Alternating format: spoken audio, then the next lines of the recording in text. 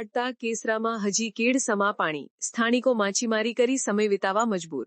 મહેમદાબાદમાં કેટલાક વિસ્તારમાંથી પાણી ઓસર્યા, હવે રોગચાળાનો ભય। મહેમદાબાદ તાલુકામાં આબ ફાટતા કેટલાયને હિજરત કરવાની ફરજ પડી હતી તો કેટલાય પરિવારો પૂરના ધસમસતા પાણીની વચ્ચે રહેવા મજબૂર બન્યા હતા। તો કેસરામાં તળાવ ફાટતા ગામના કેટલાય વિસ્તારોમાં હજી પાણી કમર સુધીના વહી રહ્યા છે, જેથી સ્થાનિકો માછીમારી કરી સમય વિતાવવા મજબૂર બન્યા છે।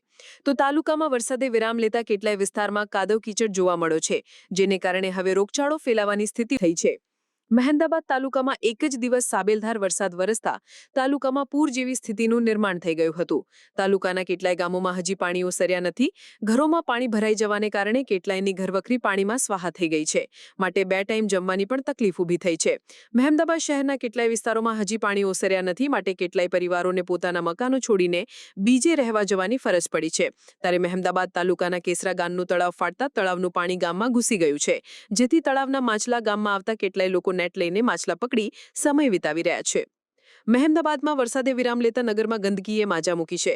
શહેરોના ઘણા વિસ્તારોમાં કાદવ અને કીચડ જોવા મળે છે, જેને કારણે વરસાદના માર બાદ હવે રોગચાળાનો માર સહન કરવાની નગરજનોને ફરજ પડે તેવું લાગી રહ્યું છે। જરીના અને શું પરિસ્થિતિ છે અહીંયા પાણી વધારે આવી ગયું છે વરસાદનું, આજુબાજુ ગામડાનું।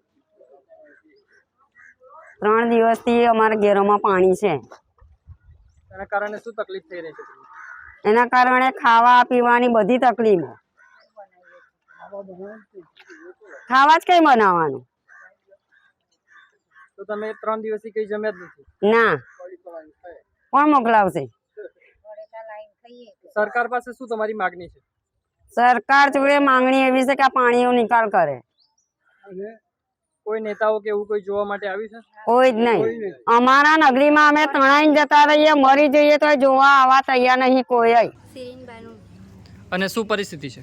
તાલુકા ગામ કેસરા, તાલુકા મહેમદાબાદ, જિલ્લા ખેડા। પરિસ્થિતિ એકદમ અમારી ખરાબ છે।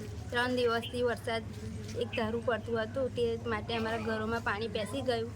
અમારા ઢોર બી બધા ગમાણ બેઠી ભરે ગઈ, ઢોર બધા પલળી ગયા, અડધા પાણીમાં હતા। અમારા ઘરમાં પાણી હતું, ખાવા પીવાની કોઈ સગવડ નહોતી, અને સાધન બી રિક્ષાઓ અમારા ઘરે પડી હતી, પણ કોણ જોવા માટે કોઈ આવ્યું નથી અમારા ઘરે।